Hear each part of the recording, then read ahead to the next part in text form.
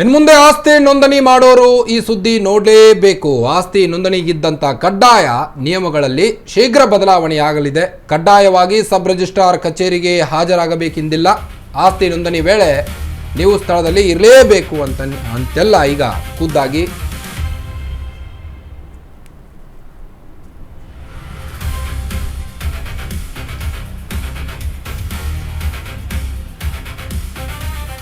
ಕಡ್ಡಾಯವಾಗಿ sub registrar ಕಚೇರಿಗೆ ಹಾಜರಾಗಲೇಬೇಕಿತ್ತು ಈ ಹಿಂದೆ ಆಸ್ತಿ ನೋಂದಣಿ ಆಗಬೇಕು ಅಂತ ಅಂದ್ರೆ. ಬಟ್ ಇವಾಗ ಆ ರೀತಿಯಾಗಿಲ್ಲ.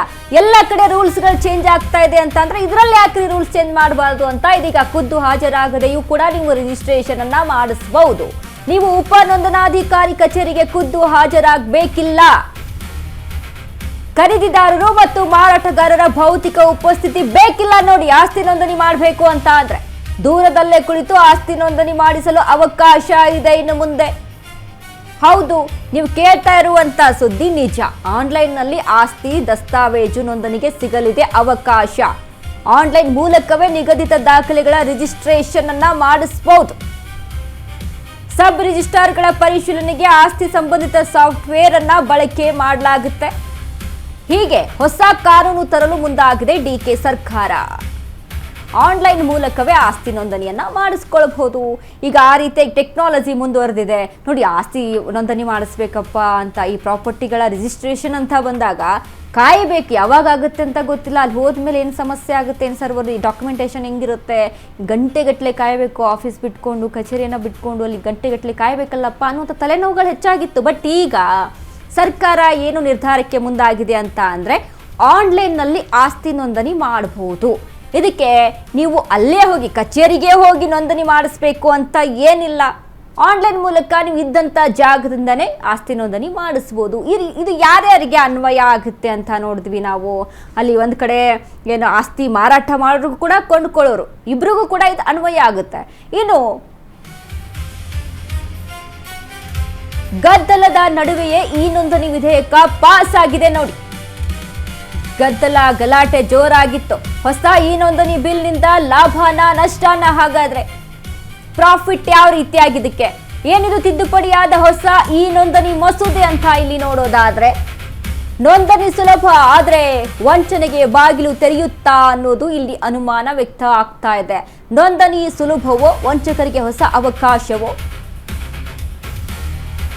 ಮೂಲ ಮಾಲೀಕರ ಡಿಜಿಟಲ್ ಗುರುತು ದುರ್ಬಳಕೆ ಆಗುವಂತ ಸಾಧ್ಯತೆ ಕೂಡ ಇದೆ. ಆಧಾರ, OTP, ಡಿಜಿಟಲ್ ಸಹಿ ದುರ್ಬಳಕೆ ಆಗುವ ಭೀತಿ ಕೂಡ ಒಂದು ಕಡೆ ಇದೆ. ವೃದ್ಧರು, ಅನಕ್ಷರಸ್ಥರ ಆಸ್ತಿ ಟಾರ್ಗೆಟ್ ಮಾಡುವ ಸಾಧ್ಯತೆ ಕೂಡ ಇಲ್ಲಿ ಉಂಟು. ತಪ್ಪು ದಾರಿಗೆಳೆದು ದಾಖಲೆಗಳಿಗೆ ಒಪ್ಪಿಗೆ ಪಡೆಯುವ ಸಾಧ್ಯತೆಗಳು ಕೂಡ ಉಂಟು. ಹೌದು, ಸಂಪೂರ್ಣ ಡಿಜಿಟಲ್ ಆಗಿರೋದ್ರಿಂದ ಸೈಬರ್ ದಾಳಿಯ ಭಯ ಕೂಡ ಹೆಚ್ಚಾಗಿ ಕಾಣಿಸ್ತಾ ಇದೆ ನೋಡಿ. ಒಂದೇ ಆಸ್ತಿಗೆ ಬಹು ಹಕ್ಕು ಸೃಷ್ಟಿಸುವ ಪ್ರಯತ್ನ ನಡೆಯಬಹುದು ಅನ್ನುವಂಥ ಅನುಮಾನಗಳು.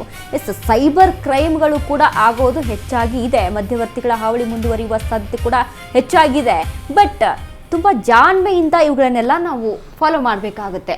ಸೊ ಗದ್ದಲದ ನಡುವೆಯೂ ಕೂಡ ಈ ನೋಂದಣಿಗೆ ಈಗಾಗಲೇ ಅವಕಾಶ ಮಾಡಿಕೊಟ್ಟಿದೆ ಸರ್ಕಾರ. ಸೊ ಈ ಒಂದು ವಿಧೇಯಕವನ್ನು ಕೂಡ ಪಾಸ್ ಮಾಡಿದೆ. ನಿನ್ನೆ ಅಧಿವೇಶನದಲ್ಲಿ 8 ಬಿಲ್ಗಳು ಪಾಸ್ ಆಯಿತು, ಯಾವುದೇ ಚರ್ಚೆ ಇಲ್ಲದೆ.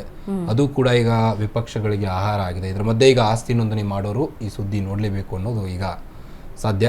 ನೋಂದಣಿಗಿದ್ದಂಥ ಕಡ್ಡಾಯ ನಿಯಮಗಳಲ್ಲಿ ಬದಲಾವಣೆ ಮಾಡುವುದು ಗದ್ದಲದ ನಡುವೆಯೂ ಕೂಡ ಅಂದ್ರೆ ಈ ಬಿ ನಾಗೇಂದ್ರ ರಾಜೀನಾಮೆ ಕುರಿತು ಈಗಾಗಲೇ ವಿಪಕ್ಷಗಳು ಅಧಿವೇಶನದಲ್ಲಿ ಗದ್ದಲ ನಡೆಸಿತ್ತು. ಅದರ ಮಧ್ಯೆ ಈಗ ಅರ್ಧಕ್ಕೆ ಮೊಟಕುಗೊಳಿಸಿದ್ದಾರೆ ಅಧಿವೇಶನ. ಇದರ ಮಧ್ಯೆ ಈಗ ಈ ಒಂದು ಬಿಲ್ ಪಾಸ್ ಆಗಿರೋದು ನಿಜಕ್ಕೂ ಭಾರಿ ಸಂಚಲನವನ್ನು ಮೂಡಿಸ್ತಾ ಇದೆ.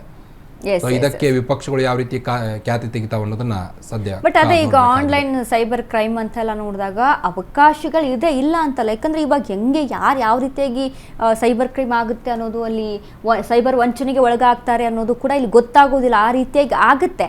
ಬಟ್ ತುಂಬ ಜಾಣ್ಮೆತನವನ್ನು ಸ್ವಲ್ಪ ವಹಿಸಬೇಕಾಗುತ್ತೆ. ಈಗ ಅನಕ್ಷರಸ್ಥರಿಗೆ ಆಗುವಂಥ ಅವಕಾಶ ಇದ್ರೆ ಹೆಚ್ಚಾಗಿ ಎಷ್ಟೋ ಆನ್ಲೈನ್ ವ್ಯವಸ್ಥೆ ಇದ್ರೂ ಕೂಡ ಕೆಲವೊಂದು ಹಳ್ಳಿಗಳಲ್ಲಿ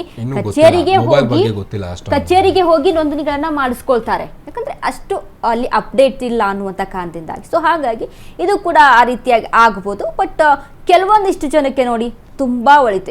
ಯಾಕಂದರೆ ಬೇರೆ ದೇಶದಲ್ಲಿ ಇರ್ತಾರೆ ಅಥವಾ ಬೇರೆ ರಾಜ್ಯದಲ್ಲಿ ಇರ್ತಾರೆ, ಎಲ್ಲೆಲ್ಲೋ ಕೆಲಸದ ನಿಮಿತ್ತ ಎಲ್ಲೆಲ್ಲೋ ಹೋಗಿರ್ತಾರೆ. ಸೊ ಹೀಗಾದಂಥ ಸಂದರ್ಭದಲ್ಲಿ ಇದರಲ್ಲಿ ಹೆಲ್ಪ್ಫುಲ್ಲು ಇದೆ, ಅಷ್ಟೇ ರೀತಿಯಾಗಿ ಒಂದಿಷ್ಟು ಭಯಾನೂ ಕೂಡ ಇದೆ.